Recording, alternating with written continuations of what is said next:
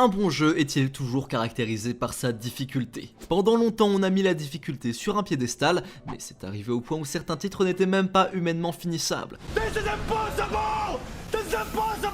Alors bon, aujourd'hui de plus en plus de joueurs terminent leur jeu en mode facile. Ça a poussé certains développeurs à se moquer d'eux, les humilier ou carrément les troller en pleine partie. Quel est le mode facile le plus sadique?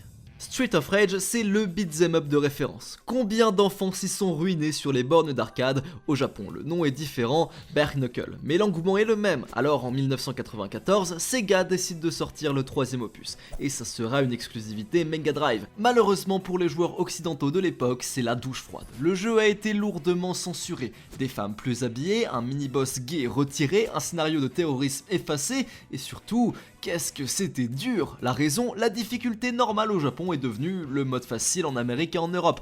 Pareil pour hard et very hard, c'est juste insane. Plus d'ennemis qui vont plus vite, qui tapent plus fort, moins de vie, moins de continu. Alors tant pis, tu joues en mode facile comme ça tu peux quand même finir le jeu, et bah même pas. Ils ont décidé de punir ceux qui choisissent ce mode en leur retirant 2 niveaux. Le jeu se termine au stage 5 avec un combat contre Robot X qui te rira au nez en te disant que tu joues comme un débutant. Pour la vraie fin, c'est en mode normal, l'équivalent du mode difficile au Japon. La raison de ce choix, j'en vois 3. Déjà la nature très arcade du titre, qui en occident est associée à du très haut niveau de difficulté. Un moyen d'éloigner les jeunes aussi, vu la nature très violente et provocatrice du titre. Et enfin une façon artificielle de rallonger la durée de vie du jeu. À l'époque, les magazines donnaient beaucoup d'importance à ce critère. Konami a utilisé le même stratagème 5 ans après dans Castlevania 64, JDG en avait justement parlé dans une vidéo récente. Tu traverses une forêt lugubre, un jardin hostile, une sorte d'usine bizarre et tu poutres enfin Rosa, le 7ème boss du jeu. Le scénario devient sérieux, il y a du suspense, tu montes dans l'ascenseur et là, fin de partie, un écran te dit que si tu veux voir tous les stages, eh bien il faudra remonter tes manches et recommencer en mode normal.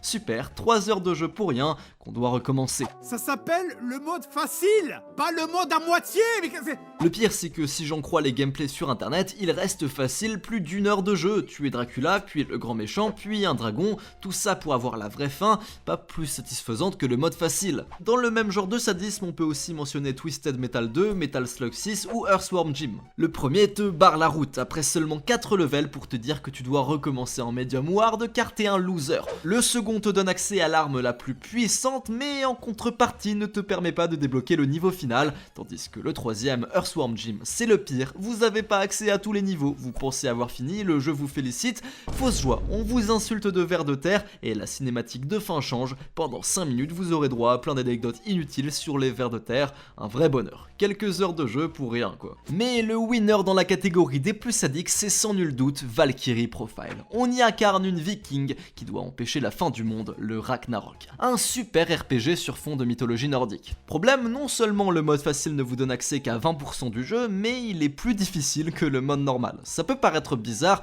mais ça s'explique facilement. Vu que tu n'as pas accès à tous les donjons et quêtes, du coup t'as moins de stuff, t'as moins de loot, t'as moins d'XP, et ta progression dans l'aventure est beaucoup plus difficile. Le pire étant que les ennemis ne sont pas plus simples à vaincre vu que leur puissance ne change pas entre les différents modes de difficulté. C'est juste que le mode facile est plus court. Tout ça pour obtenir une fin qui n'est même pas la vraie. Quel est le mode facile le plus drôle? Dans Wolfenstein, tu as des muscles, tu as des flingues et tu dois tuer des nazis. Un côté kitsch assumé jusque dans le menu de sélection de la difficulté. Si tu veux jouer en facile, Don't Hurt Me, ne me fais pas mal, et Can I Play Daddy, est-ce que je peux jouer papa, avec une image de bébé, alors que si t'es un vrai bonhomme plein de testo, tu choisiras le Je suis la mort incarnée, le mode difficile. Parfois l'aspect du jeu change totalement juste pour vous mettre la teon. Dans Serious Sam, le sang est remplacé par des cœurs, fleurs ou des arcs-en-ciel tout mignons. Et l'aventure devient ridiculement facile à terminer. Même chose pour Postal 2 où les ennemis n'ont plus d'armes mais des pelles, ils ne représentent donc aucune menace. Mais je crois que le pire ça reste dans Ninja Gaiden. Ryu,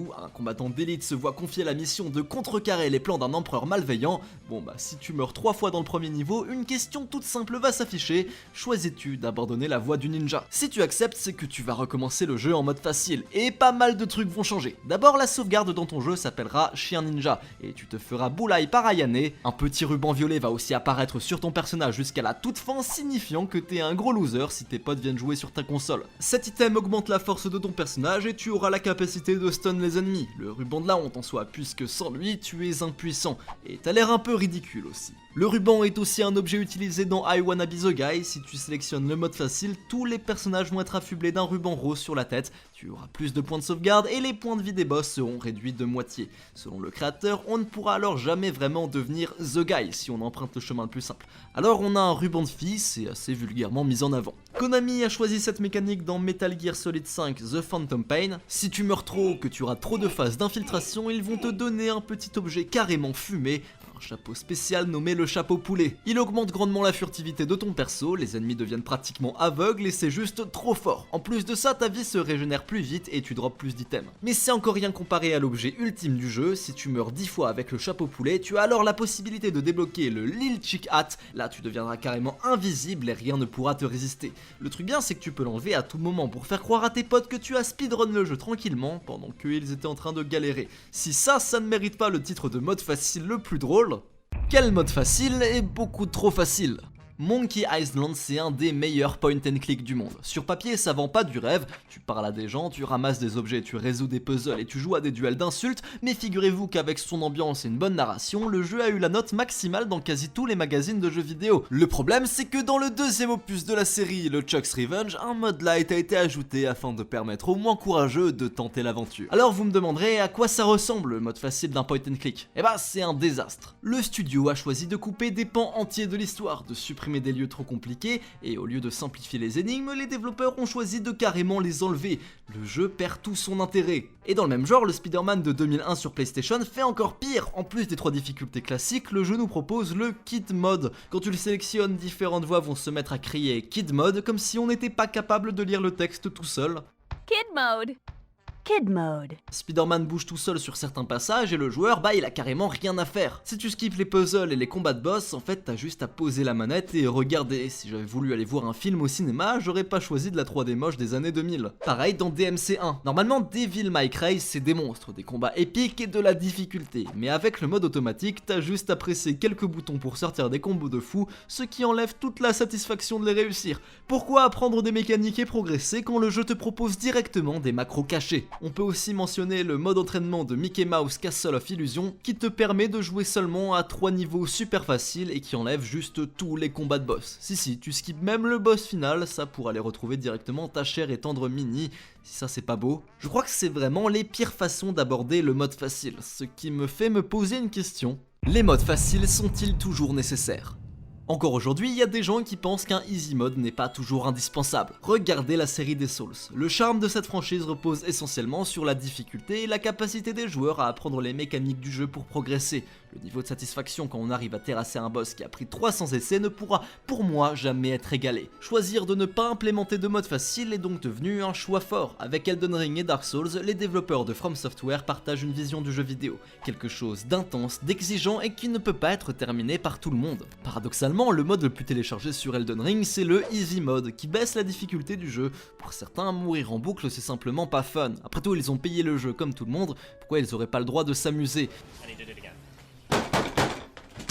Vu comme ça, la possibilité de jouer en mode facile permet d'accueillir de nouveaux types de joueurs et joueuses, des gamers occasionnels, des gens qui découvrent seulement le jeu vidéo et qui n'auraient normalement pas eu le temps ou la motivation de mettre trop d'heures dans un jeu. Aujourd'hui, les développeurs en sont conscients, les modes faciles se sont grandement démocratisés. Matt Thorson a même fait un mode assisté pour son titre Céleste. Vous pouvez devenir invincible, avoir un nombre illimité de sauts et même carrément passer des chapitres entiers. Aucun jugement de valeur, aucune pénalité, juste une manière de permettre à tout le monde de s'amuser peu importe son niveau. C'est donc 2 conceptions de la difficulté qui s'opposent et je pense que les deux se valent. Ça ne sert à rien d'être élitiste ou méprisant, il faut laisser les gens s'amuser dans le mode qui leur convient, sans se moquer d'eux. Le problème c'est que la notion de difficulté diffère entre les individus et les jeux. Le mode normal de Kirby, designé pour une cible plus jeune et néophyte, ne pourra jamais être comparé au mode normal de Contra, plus orienté hardcore gamer. C'est le gros problème de ces labels standards de difficulté. On ne sait pas ce qu'il y a dedans. Le problème c'est qu'il est compliqué de revenir en arrière une fois le mode sélectionné, soit le jeu sera trop dur pour toi, soit trop facile pour que tu prennes du plaisir. Il existe donc une troisième possibilité, la difficulté adaptative, une solution déjà implémentée dans des jeux tels que Hell Blade ou FF8. Le jeu étudie tes skills, tes morts et s'adapte à toi, l'intérêt est simple, contribuer à une expérience cohérente et moins frustrante, une façon de challenger l'utilisateur sans le décourager. Pareil dans Mario, si vous mourrez trop souvent sur un passage, le jeu vous donne le choix d'utiliser un objet qui vous permettra de le passer beaucoup plus facilement. C'est un peu de la triche, mais vous n'êtes pas obligé. C'est pour éviter qu'un passage trop difficile vous empêche de progresser. Mario Odyssey lui a carrément décidé de ne plus punir le joueur du tout, une mort vous enlève juste quelques pièces, les lunes nécessaires à ta progression peuvent être obtenues de différentes façons. Dans tous les cas, faut pas toutes les attraper pour finir le jeu. La difficulté de Mario Odyssey dépend donc des défis que vous vous fixez, de façon ouverte et non restrictive. C'est quoi pour vous une bonne difficulté? Est-ce que vous trouvez ça cool que les jeux se moquent des joueurs débutants? C'est un débat fascinant de philosophie que je voulais aborder avec vous. Débattons-en en commentaire, n'hésitez pas à vous abonner, à liker et à partager. Je vous dis à la prochaine sur Trash Bandicoot.